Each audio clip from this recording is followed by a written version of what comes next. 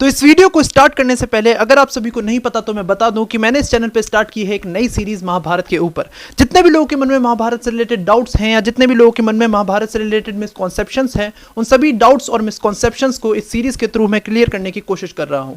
ये इस सीरीज का सेकंड पार्ट है। इस सीरीज का पार्ट फर्स्ट मैं ऑलरेडी डाल चुका हूं। अगर आप पार्ट फर्स्ट को देखकर पार्ट सेकंड को देखते हैं तो इस वीडियो का कंटेंट आपको और अच्छे से समझ में आएगा।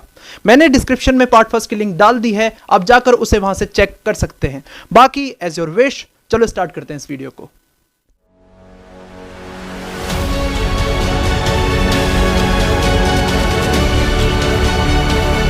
आज इस वीडियो में मैं बहुत ही इंपॉर्टेंट डाउट को कवर करने वाला हूं, क्योंकि आज मैं बात करने वाला हूं महाभारत के 3 मोस्ट इंपॉर्टेंट कैरेक्टर्स के बारे में, जिनका नाम है भीष्म पितामह, द्रोणाचार्य और दानवीर कर्ण।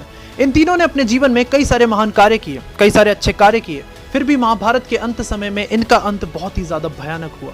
जहां भीष्म पितामह का पूरा शरीर छलनी हो गया बाणों से अंत समय में, दानवीर कर्ण की विद्या उनके काम ना आ सकी अंत समय में, और द्रोणाचार्य का पूरा सर धड़ से अलग हो गया अंत समय में। तो अब सवाल यह आता है कि जीवन में इतने सारे महान कार्य करने के बावजूद, इतने सारे अच्छे कार्य करने के बावजूद इन तीनों का अंत इतना भयानक क्यों हुआ? आइए इस चीज के ऊपर बात करते हैं। तो देखो, ऐसा होने के 2 कारण हो सकते हैं। दोनों कारणों के बारे में एक एक करके हम इस वीडियो में बात करेंगे। सबसे पहले बात कर लेते हैं फर्स्ट कारण के बारे में।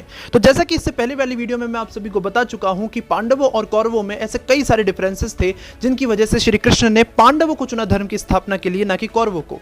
हालांकि पांडवों ने भी अपने जीवन में कई सारी गलतियां की थी और कौरवों ने भी अपने जीवन में कई सारी गलतियां की थी, स्टिल श्री कृष्ण ने पांडवों को चुना धर्म की स्थापना के लिए, ना कि कौरवों को। तो ऐसा क्यों था? ऐसा इसलिए था कि उन कई सारे डिफरेंसेस में से एक बहुत बड़ा डिफरेंस ये था कि पांडवों के संस्कार और प्रवृत्ति कौरवों के संस्कार और प्रवृत्ति से कई ज्यादा महान और कई ज्यादा अच्छे थे। इसलिए श्री कृष्ण ये बात जानते थे कि पांडवों के द्वारा धर्म की स्थापना काफी आसानी से हो सकती है।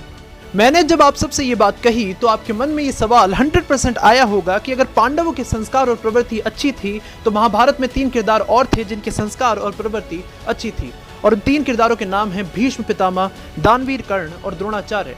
इन तीनों के संस्कार भी अच्छे थे, इन तीनों की प्रवृत्ति भी अच्छी थी, फिर भी श्री कृष्ण ने पांडवों को क्यों चुना धर्म की स्थापना के लिए? इन तीनों को क्यों नहीं चुना?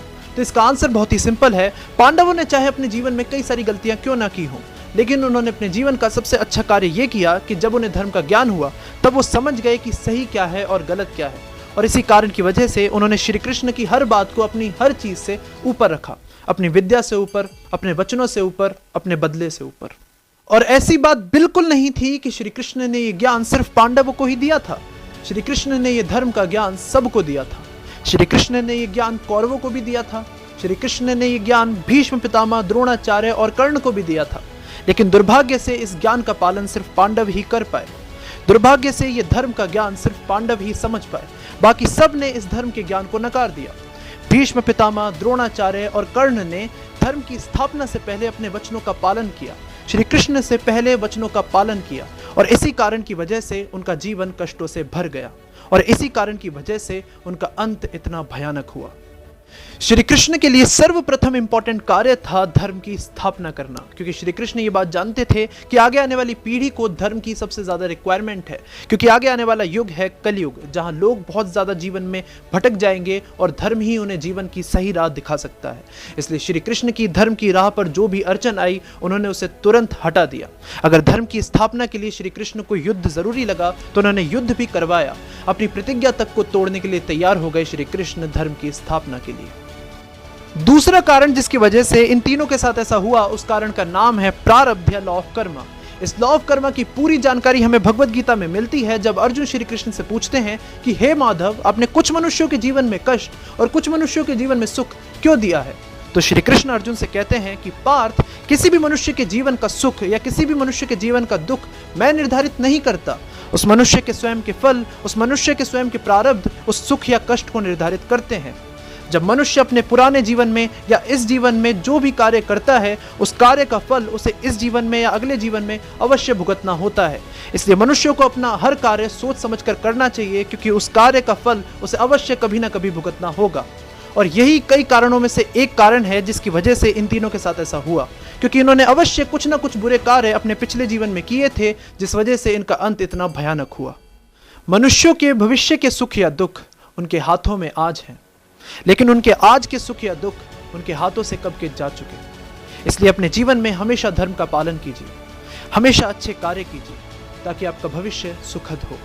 और हमेशा श्री कृष्ण की बातों को मानिए, अपने जीवन में श्री कृष्ण को धारण कीजिए ताकि आज अगर आपके जीवन में सुख या दुख आए तो आप किसी भी सुख या दुख से विचलित ना हो और हमेशा हर क्षण समान रहें। मैंने इस वीडियो में पूरा प्रयास किया है कि मैं आप सभी को महाभारत का असली ज्ञान पहुंचा सकूं। उम्मीद है आपको मेरा ये प्रयास पसंद आया होगा। अगर आपको मेरा ये प्रयास पसंद आया और अगर आपको लगता है महाभारत का ये ज्ञान औरों तक भी पहुंचना चाहिए तो इस वीडियो को शेयर कर दें। मैं मिलता हूं आप सबसे इस सीरीज के 3rd पार्ट में। तब तक के लिए जय श्री कृष्ण।